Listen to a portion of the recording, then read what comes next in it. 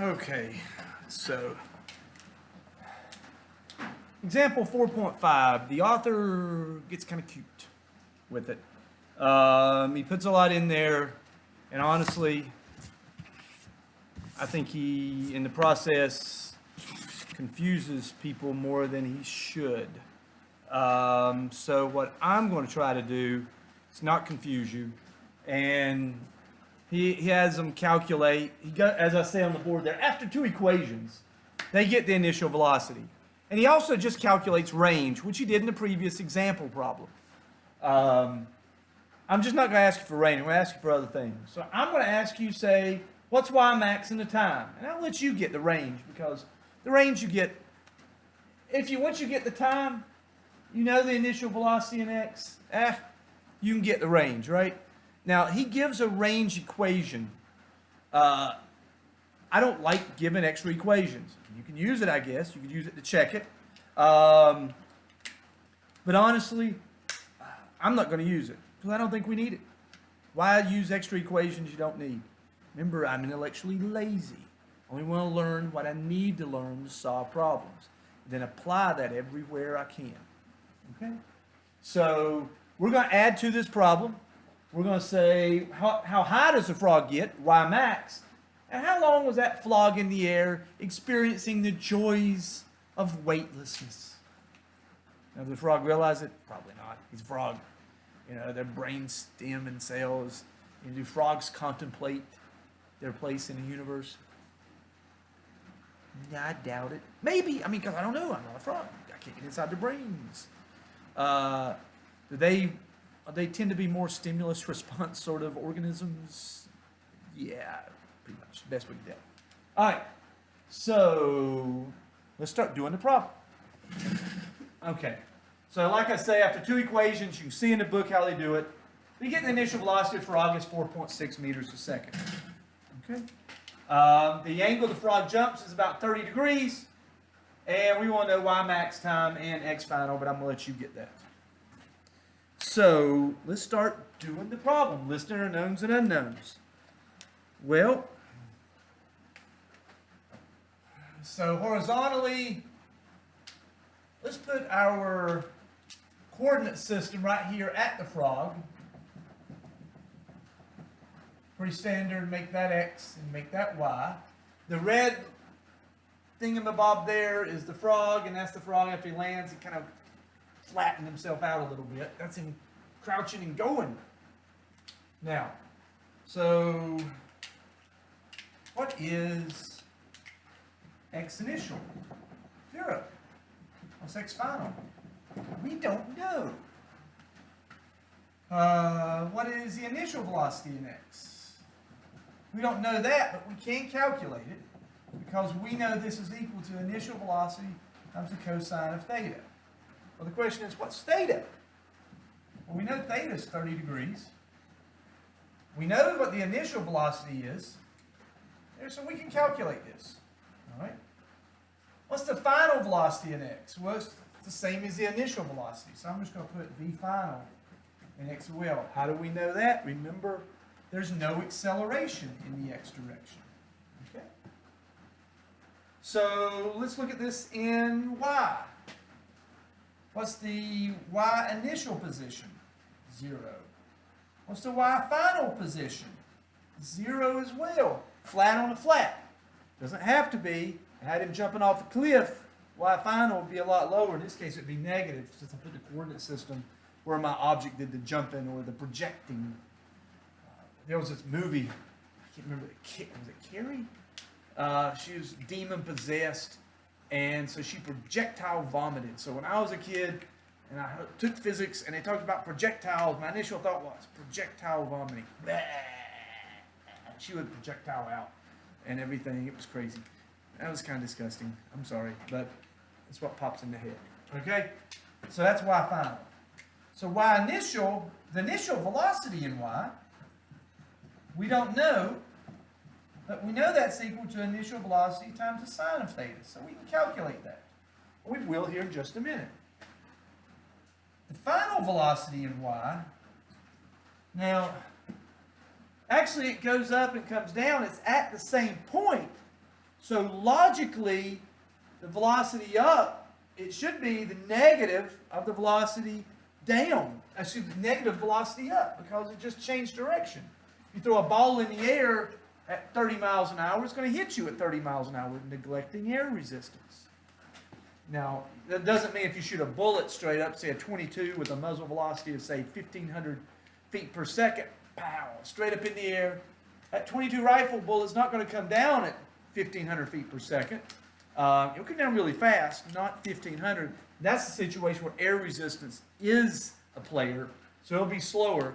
Can it still kill somebody? Yes. There have been multiple instances. A girl got killed at Carowinds years ago, I think in the 90s or something. I remember hearing from about a mile and a half or so away, people were shooting guns and, yeehaw. I don't know. I don't know if they said yeehaw. They could have just said durr. But not that alcohol was involved with what they did, from what I remember. But if you shoot a projectile into the air, it will come back down. If it's a bullet from a rifle, it can still cause damage. Shotgun shells, if you're shooting, I guess if you're shooting buckshot, like good sized buck, little, almost like marbles or something, little steel bearings, that can do some damage on the way down. But if it's like birdshot, which is really, really fine grain stuff, might do a little bit on a vehicle, but that's not gonna hurt somebody as much. Okay. So we're gonna say this would just be negative v sub I sine of theta. I don't know if I need it, but I might. And it's one of the things we know up front, so we write it all down. The acceleration in y, we know what that is, negative 9.80 meters per second squared. Okay. And I think that's it. But we don't know y max. And I'll put it here.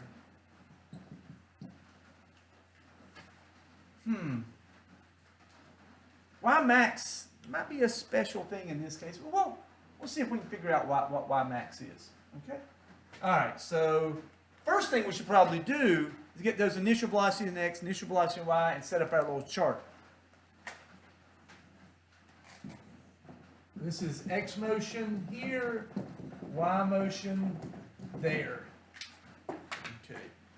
So the initial velocity in y is going to be the initial velocity times the sine of theta, and that's going to be 4.6 meters per second times the sine of 30 degrees. And the initial velocity in x equals v sub I cosine of theta equals 4.6 meters per second times the cosine of 30 degrees. So VIX. And let's figure out what each one of these are. If the book doesn't have it, I'll have to pull it out of something. So the book doesn't give it explicitly, so I'll let you calculate that. We know that it's a half and square root 3 over 2, if I remember correctly. But which one is which? So cosine 30 degrees. That would be square root 3 over 2 and up. Is that a half?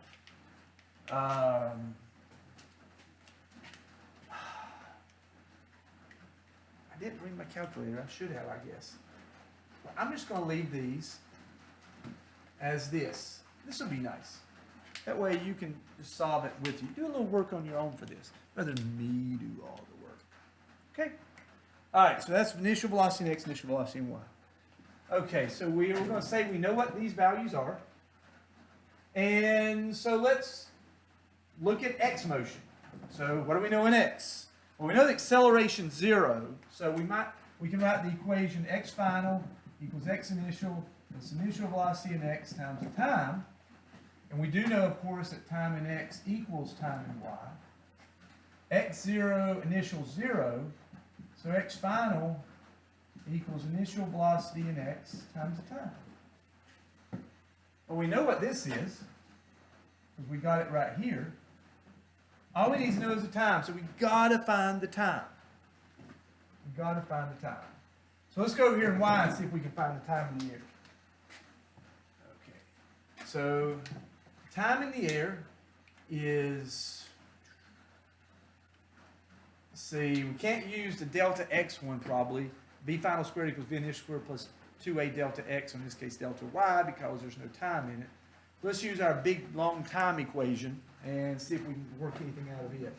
So we got y final equals y initial plus initial velocity in y times the time plus 1/2 acceleration in y times the time squared. Okay. So that's 0. That's 0. That's what we had earlier. We got 0 equals initial velocity y times the time plus 1/2 a. Ooh, we know what a is. Negative 9.80 meters per second squared times the time squared. Now, we're going to assume this is a known because we could have calculated it here. We got time as the only unknown, but we got one here and one there. What the heck darn do we do? Well, you could factor it. In this case, an easier... Now, I will tell you, if it wasn't a flat to a flat, in other words, a flat line here, where these would not cancel out, you would basically end up with a binomial. And if you end up with a binomial here, you could play factoring around, but that's just, oh gosh, that's a pain in the boo-honey. So what do you do when you've got a binomial? What's a binomial again? Remember, that's got a square term, and not just a single linear term constant, like ax squared plus bx plus c. Remember that? Don't. Try to forget. Too bad. You should have known it. Should have known it. Okay. You like my English? It's from the mountains. Now, so what you got to do here is try to solve this. Now, you can still use binomials with this. You know, ax squared plus bx plus c. In this case, c would be 0. So you can put it in a quadratic formula. Now, do you want to write out the quadratic formula? You could. These would be take-home tests. What I would argue is have something that does the quadratic formula for you, or just go in and remember the quadratic formula, because you should know that that's the opposite of b, plus or minus the square root of b squared minus 4ac over 2a. And then you just stick it in there. Again, Miss Swink in 10th and 11th grade math beat that in my head, so I still remember it after all those years from when I was 16 and 17. Craziness, isn't it? Now, in this case, though, I could use the quadratic formula. You would actually get time equals 0 and time equals another value, okay, with the quadratic. Of course, time equals t equals 0, well, that's at the beginning, so throw that solution away. And use the other one if you use the quadratic. But I do want to show you what makes this one easy. If that's 0, you can just bring this to the other side. This is just some algebra. And we get v initial times y times the time. That's going to be minus, though, because if this is positive, bring it to the other side, have to subtract it from both sides. And we're left with 1/2 minus 9.80 meters per second squared times the time squared. And I'm going to block that one off like that. Now, what's interesting, we basically have t as our variable, that's our time. It's t here and t squared there. Now, I've got 1 here and 2 there, basically, multiplied times each other. Can I cancel one of them out? Same on both sides. I can cancel them out. So that one, because basically what I'm going to do, I'm going to divide both sides by t. If I divide both sides by t, that goes away. That just becomes 1. Divide both sides by t. And then that goes and makes that one go away. So I'm left with minus initial velocity in y, the negative of it, 1/2 9.80 meters per second squared. All that times the time.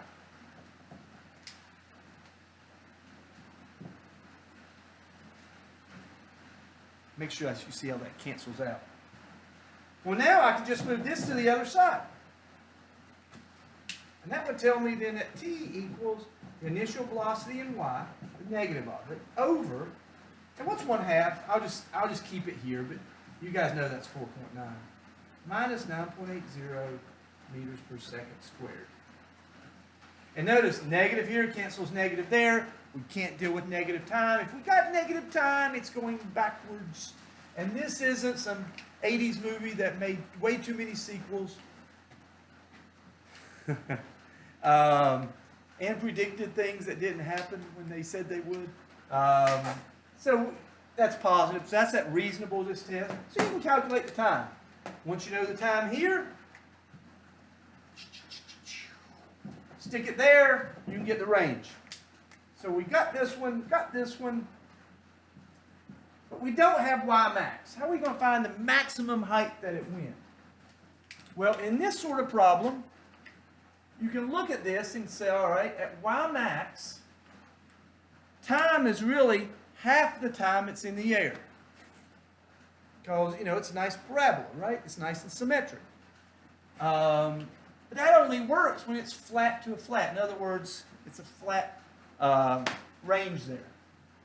What could work the other way? Well, let's think of an equation. Remember, it's only moving in here. What I would say, let's only think of it going straight up and straight down. Because in reality, the X's motion is completely separate from the Y motion. Since the X motion is separate than Y, we only care about Y, so let's only think about it just like being tossed up and down. La, just like that. All right? So, I'm going to have to put this over here. And so, all right. So let's use maybe our big long, we know what the time is now, but we don't want to use that time as half the what we calculated, because that just works for these flat type problems. Let's use something else that doesn't use time. This way it's a general solution. It works everywhere. Remember, intellectual lazy, know as little as possible, use it everywhere. All right, so I can't use time, so I could use V final squared equals V initial squared plus 2A delta Y in this case. And delta Y, since it starts at Y initial, delta Y would be equal to Y max. So, woohoo! It has what we want. Now let's see if we got the other stuff. Do we know the final velocity? So if I toss it in the air, at the very top, what is the final velocity? Whoops, I'm out of frame. Whoop, what is the final velocity? Well, it's not moving any at the top. Since it's not moving any at the top, the final velocity is 0. So the final velocity is 0. The initial velocity, woohoo! Initial velocity in Y, which we know what that is, because we calculated it right here. Now, even at the very top, does it have an acceleration? Is gravity stop pulling on it right at the very top? Whoops, right at the very top. Out of frame. Of course it doesn't. Gravity just doesn't stop. Gravity's always there. Gravity we deal with all the time. We'll talk about, you know, zero gravity later. That's a misnomer. It's bad English, you know, and that was a bad punk band. But, you know, we're going to, that's just not good. We're not going to say that. All right? So, it's still negative 9.80 meters per second squared times delta Y. Woohoo! I know what that is. That's a constant. I just don't have it in there because I didn't put my calculator. 2.98. I guess I could have used my phone, couldn't I? It's sitting over there, but you can do it. Oh, so I'm going to bring this over here. Minus initial velocity times y equals 2 times minus 9.80 meters per second squared delta y. So delta y equals the initial velocity in y over 2 times minus 9.80 meters per second squared. And those negatives will cancel. That equals delta y. I know that's a constant. That's a value we calculated earlier. I just don't have it up here. We know these two. We can find delta y. We can find out how high it went. That's pretty cool. So just from really the initial velocity in y. Now I had you, I think on the previous test, find out how high something goes. Is this any different with projectiles versus straight up and straight down? That's just a projectile with no horizontal motion. If I give it that, it's still this, straight up and straight down, but I give it a little nudge at the beginning, right? Horizontal. It's the same motion is what I'm trying to get across. Now this may look like a ton of craziness, and it's a lot. I will tell you, I'll just be straight with you, a lot of this is accounting. You've got to keep track of everything as you go along. If you do your problems haphazardly, just go write stuff down. You know, projectile motion stuff will be hard. You're not going to get it very well because it's so much going on. You'll say, I just can't understand it. It's just too much for me. You know, what's wrong with that tonight? He is just so mean, giving these problems. Well, he thinks everybody's smart like him. No. I mean, initially I had trouble with this because I was the type to, you know, scribble, scrabble everywhere and do it. I had to learn to partition these problems, separate them on paper. By separating them on paper, I learned how to basically get the problem correctly, and that helps them separate them in my mind. Because when you're only thinking in Y, you need to forget about X. When you're thinking in X, you need to forget about Y. Okay? You need to forget about those things. Okay? All right. Jumping frog at Calaveras County. We find how long it was in the air. We found how long the range is. Stick it in that problem. Blah, it's easy. And then you can figure out how high the darn thing went. Because you stick that number in there, pull out your handy dandy calculator, it comes right out. All right? So now you're great at projectile motion. Work the problems. I will say this, all kidding aside, you cannot do these problems in projectile motion without solving a lot of them. A lot of your math that you had in high school, those of you who are just out of high school, probably had you doing 5, 10 at most.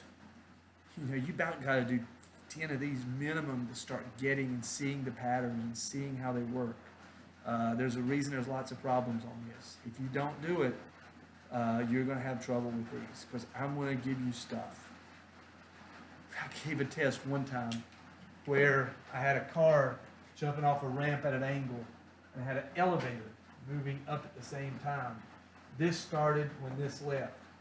And I had a group there. I had a couple that had made 100 on my test. Actually 105 because, you know, I grade up 105. And I was danged and determined that wasn't going to happen again. And I want to see how good these guys were. And two of those guys, I thought them very, very bright, and not just bright, they were extremely hardworking. They got close. One guy got closer than the other, and so I had 104 and 103, I think, on that test. Didn't have 105, but that's okay. One guy was like, that was almost an impossible problem, mate. Why'd you give that? I said, I want to push you. See how good you actually are. Well, that was probably just too much. I was like, you just didn't like it. You had to work hard. No, that ain't it. I was like, yeah, it is. Yeah, it is. That guy and I are still good friends. He's done very well for himself. Senior engineer now at a company, and geez, he's good. He's real good. So is the other guy too. The other guy actually went to the Air Force and did some work for SpaceX while I was in the Air Force. Last I heard, he's doing defense work. He was working out at Cape Canaveral for a while, and haven't heard what he's done since. But Joseph is really sharp as well. Both of them extremely hardworking. Doesn't matter how smart you are, you ain't going to work.